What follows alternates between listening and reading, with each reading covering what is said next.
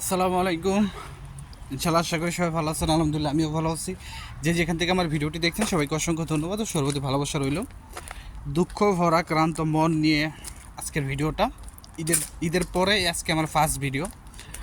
হয়তো ঠিক তেমনভাবে আর অ্যাক্টিভ থাকুম না আপনাদের মাঝে, কারণ আসলে এখানে দেখা যাইতেছে যে উপকারের চেয়ে মনে হয় আমার ধারা আপনাদের অপকারটা বেশি হইতেছে। তো আসলে এই কাজগুলি আমার দ্বারা সম্ভব না। তো আজকে কথা বলবো আপনাদের সাথে ইম্পর্টেন্ট একটা বিষয়। যারা 2024 সালে জমা দিয়েছেন বা নলস্তা পাইছেন, তারা মানে এই যে রানিং যে জুন মাসটা চলতেছে, এই জুন মাসে 8 থেকে 12 তারিখের ভিতরে আপনারা ফাইল জমা দিতে পারবেন। এই বিষয়ে আপনাদের সাথে কথা হবে ফ্যামিলি বিষয়ের বিষয়ে। তো ইনশাল্লাহ ভিডিওটা পুরোটা দেখার চেষ্টা করবেন ইনশাআল্লাহ।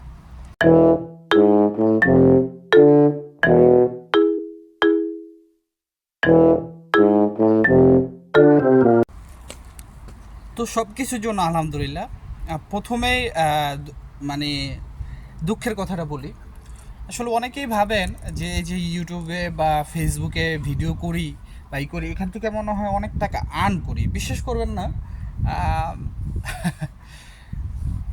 আমার কিন্তু ফেসবুক থেকে কোনো আর্নিং নেই, বা ইউটিউব থেকে আমার সাম একদমই এ পর্যন্ত মনে হয় ইউটিউব থেকে আমি 25 থেকে 30 হাজার টাকা মানে ইনকাম করছি। সেটা হচ্ছে আপনারা ভিডিও দেখছেন, এই ভিডিওর টাকা। এছাড়া আর কোনো ইনকাম নাই, বা আমি কেউ প্রমোটও করি না, বা কোনো কিছুর সাথে আমি কাজও করি না। এখন কথা হচ্ছে এই এক হচ্ছে এই এই যেই টাকাগুলা আসলে এগুলার যে অ্যাড আসে, অ্যাডের ভিতরে হয়তো বা অনেক খারাপ কিছু আসে, যে অনেক ভালো কিছু আসে।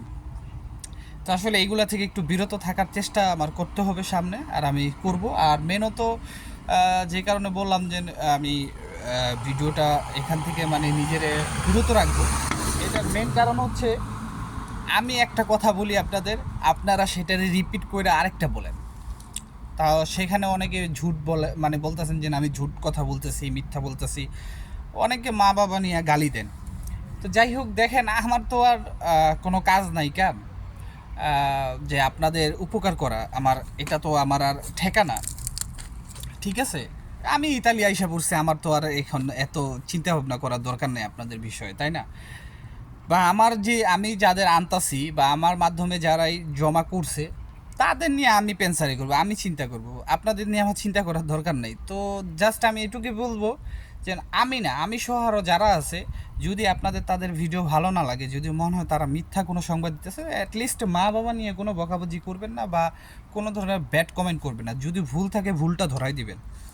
এতে ইন্সপায়ার হয় আপনাদের থেকেই, আরও মনে করেন যে তারা উৎসাহ পাবে। তো যাই হোক, প্রথমে আমি যে বিষয়টা কথা বলতে চাই সেটা হচ্ছে, আপনার স্ক্রিনে দেখতে পারতেছেন যে না, আমি যেটা বললাম, আপনারা 2024-এর যারা নুরস্তা পেয়েছেন, আপনারা 8 তারিখ থেকে 8ই জুন থেকে 12ই জুন ভিএফএস গ্লোবালে জমা করতে পারবেন। আরও এখানে অনেক কিছু লেখা আছে।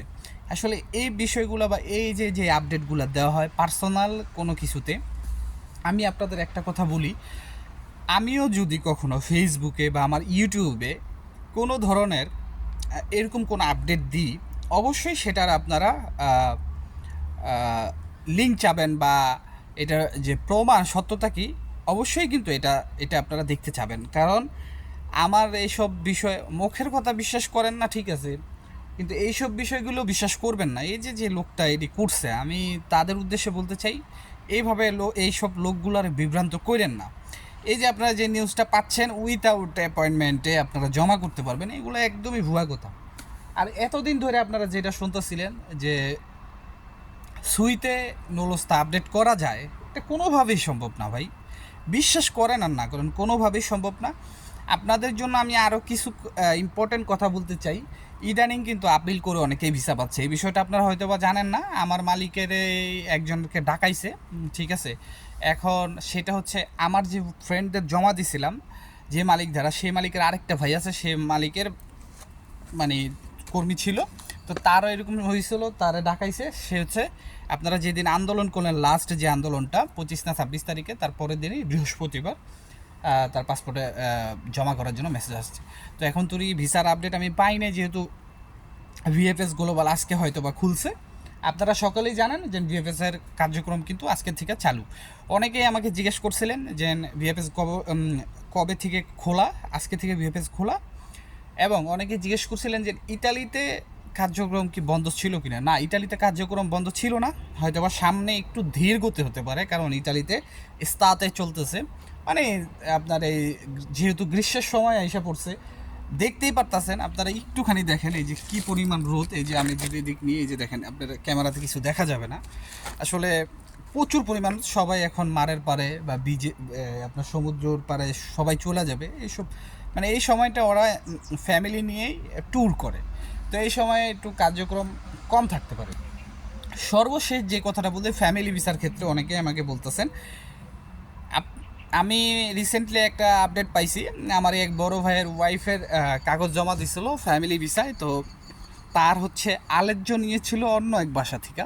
আমি মানে তার নিজের তো আর বাসা নাই, তো যাই হোক, কিছু রিসেন্টলি হয়তো বা কিছুদিন আগে তার ওয়াইফের যে আলেজ্যটা, সে আলেজ্যটা যে বাসা থেকে নেওয়া হয়েছিল সে বাসা থেকে কেটে দিছে আলেজ্যটা। তো আলেজ্য কেটে দিছে এবং তার ওয়াইফের কিন্তু জমাও হয়ে গেছে, প্রায় ভিএফএস গ্লোবাল আছে 1 ইয়ারের মতো হয়ে গেছে গা, এরকমই হবে 1 ইয়ার, না হলেও 1 ইয়ারের কাছাকাছি।